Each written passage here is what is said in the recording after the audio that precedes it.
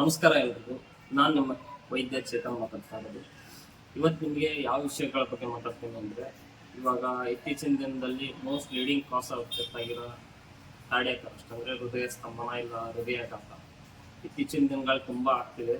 ಇದ್ರ ಬಗ್ಗೆ ನಿಮಗೆ ಒಂಚೂರು ನನಗೆ ಗೊತ್ತಿರೋ ಥರ ಇನ್ಫಾರ್ಮೇಷನ್ ಕೊಡ್ತೀನಿ.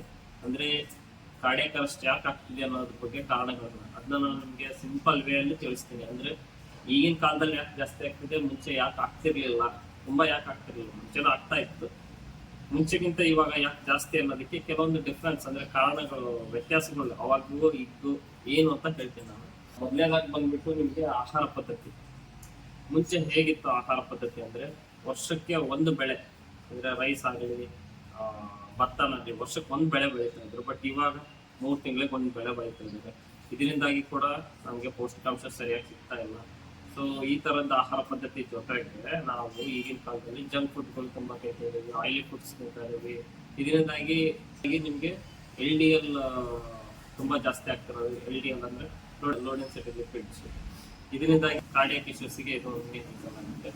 ಸೊ ಎರಡನೇ ವ್ಯತ್ಯಾಸ ಏನಂದ್ರೆ ಸ್ಟ್ರೆಸ್ ಲೆವೆಲ್ಸ್ ಈಗಿನ ಕಾಲದಲ್ಲಿ ತುಂಬಾ ಜಾಸ್ತಿ ಆಗ್ತಿದೆ. ಇವಾಗ ಚಿಕ್ಕ ಕುಟುಂಬ ಆಗ್ತಿದೆ. ಅವಾಗೆಲ್ಲ ನಮಗೆ ಕೂಡು ಕುಟುಂಬ ಇರ್ತದೆ, ಅದರಲ್ಲೆಲ್ಲ ಆಡ್ತಿದ್ರಿ, ನಲಿತಿದ್ರಿ, ಕುಣಿತಿದ್ರಿ, ಎಲ್ಲ ಮಾಡ್ತಿದ್ರಿ. ಇವಾಗ ಏನಿಲ್ಲ, ಫೋನು, TV ಅಷ್ಟೇ.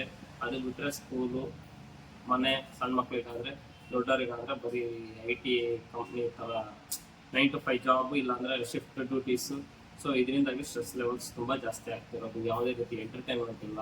ಎಂಟರ್ಟೈನ್ಮೆಂಟ್ ಅಂದ್ರೆ ಮತ್ತು ಫೋನಿಗೆ ಹೋಗ್ತಾರೆ, ಮೂವೀಸು, ಬರೀ ಇದೇ ಆಗಿದೆ, ಬೇರೆ ತರ ಎಂಟರ್ಟೈನ್ಮೆಂಟ್ ಸಿಗ್ತಾ ಇಲ್ಲ. ಸೊ ಇದನ್ನು ಒಂದು ಲೀಡಿಂಗ್ ಕಾಸ್ ಆಗಿದೆ.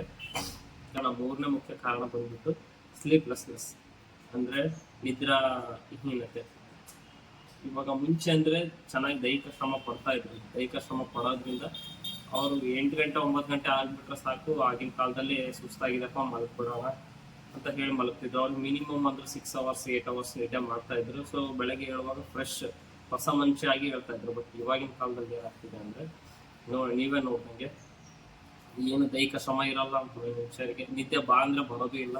ಇವಾಗ 12 ಗಂಟೆ 1 ಗಂಟೆ 3 ಗಂಟೆ, ಕೆಲವೊಬ್ಬರಂತೂ 4-5 ಗಂಟೆಗೆ ಮಲಗ್ತಾರೆ. ಅಷ್ಟೊತ್ತಿನ ಫೋನ್ ಯೂಸ್ ಮಾಡ್ತಾರೆ. ದೈಹಿಕ ಶ್ರಮ ಇಲ್ಲ ಅಂದ್ರೆ ನಿದ್ದೆ ಬರಲ್ಲ, ಜೊತೆಗೆ ಇವರು ಫೋನ್ ಯೂಸ್ ಮಾಡೋದು ಬ್ಯಾಡ್ ಹ್ಯಾಬಿಟ್.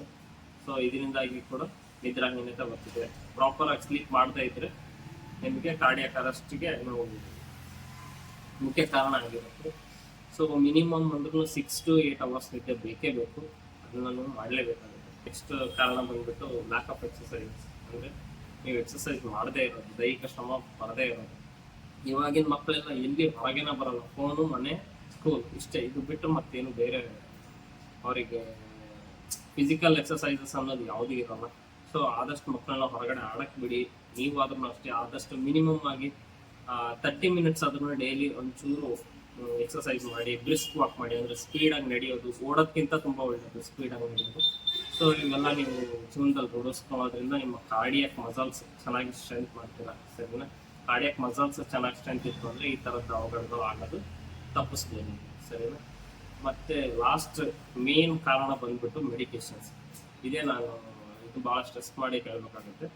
ಮೆಡಿಕೇಶನ್ಸ್ ಅಂದರೆ ಇವಾಗಿನ ಕಾಲದಲ್ಲಿ ನೋಡಿ, ಹುಟ್ಟಿದ ಕೂಸಿನಿಂದ ಹಿಡಿದು ಆಂಟಿಬಯೋಟಿಕ್ಸ್ ಆಗಲಿ, ಹುಟ್ಟಿದ ಕೂಸಿನಿಂದ ಹಿಡಿದು ಮೆಡಿಸಿನಲ್ಲೇ ಬೆಳೀತಾ ಇದ್ದಾರೆ ಮಕ್ಕಳು. ಸೊ ಇದರಿಂದಾಗಿ ಅವ್ರಿಗೆ ಇಮ್ಯುನಿಟಿ ಎಲ್ಲಿಂದ ಬರಬೇಕು?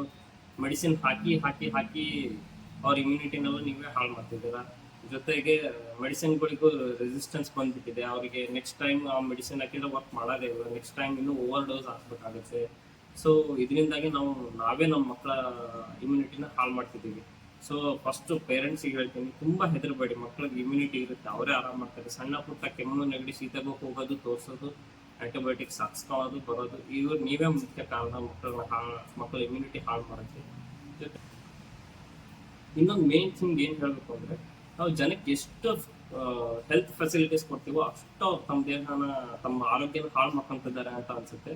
ಅಂದರೆ ಲೈಕ್ ಸಣ್ಣ ಪುಟ್ಟಕ್ಕೂ ಹೋಗೋದು, ತೋರಿಸ್ಕೊಳ್ಳೋದು, ಆಂಟಿಬಯೋಟಿಕ್ಸ್ ತೊಗೊಳೋದು, ಮೆಡಿಕೇಶನ್ಸ್ ತೊಗೊಳೋದು. ಇದರಿಂದಾಗಿ ಅವ್ರು ತಮ್ಮ ಇಮ್ಯುನಿಟಿ ತಾವೇ ಹಾಳು ಮಾಡ್ಕೊತಿದ್ದಾರೆ. ಸೊ ಇದನ್ನ ಅವಾಯ್ಡ್ ಮಾಡಿ. ಸರಿನಾ? Thank you.